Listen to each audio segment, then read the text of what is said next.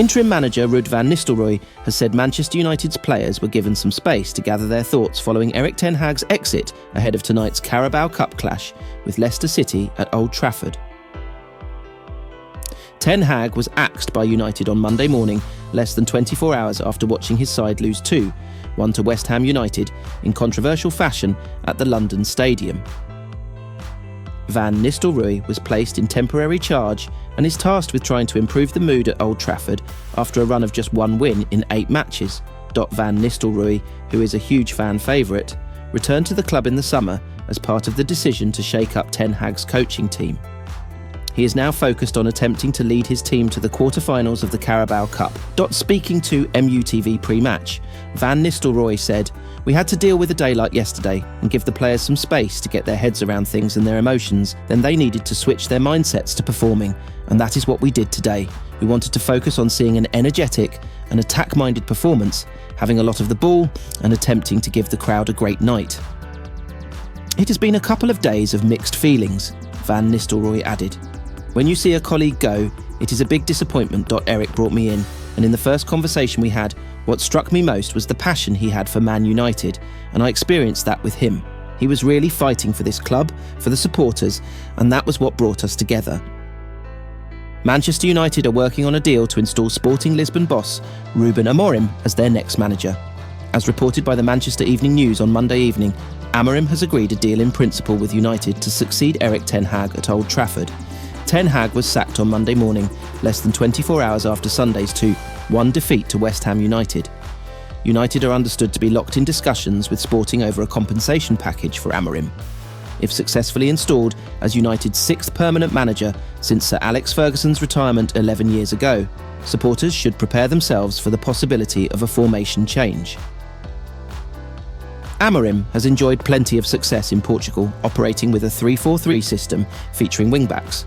It is considered to be his favourite system and should not be dismissed as a possibility for United. A 3-4-3 system offers both defensive solidity and attacking options, with the onus on the wing-backs to drop into a back 5 when the opponent has possession and to push high up the field and support the attack when the team in question has the ball. Currently, that would create a problem for United due to their lack of available left-sided defenders, but in the long term, once current absentees are recovered, it could be a beneficial system.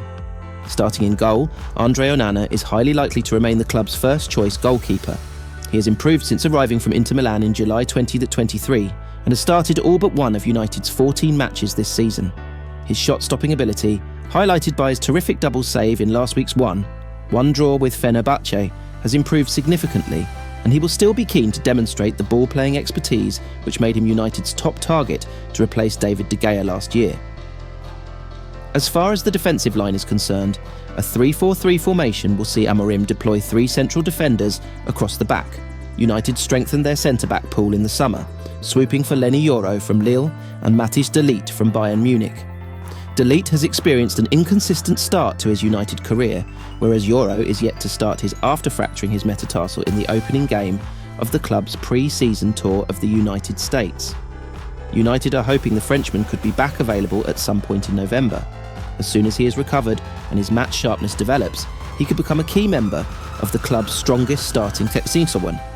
He is considered a future star, and United will want to maximise his potential as soon as possible, aided by the support of more experienced figures in Lisandro Martinez and de Ligt. Yoro would be a good fit for the right-sided centre-back berth, and Martinez is tailor-made for the left-sided role because of his passing range. De Ligt is capable of operating between them. Diogo Dalot, Noussair Mazraoui, Luke Shaw and Tyrell Malacia would be battling for the 2 wing-back roles. Shaw and Malacia are still sidelined with injuries, but Dalot and Mazraoui are available for selection. Dalot is at his best on the right and has the speed and ability to get up and down the pitch. Mazraoui, though he is not naturally a left-sided player, is capable of operating on the other flank. The potential introduction of 3-4-3 system under Amorim would create a headache for the 39-year-old in midfield. When everyone is fit and available, United are blessed with strong numbers in the midfield department. Selecting just 2 to operate in the engine room will be a very hard task. Amorim will need to strike a balance between defensive and attacking phases of play. Kobbie Mainoo is one of United's best players and has enormous potential, meaning he should remain an automatic starter.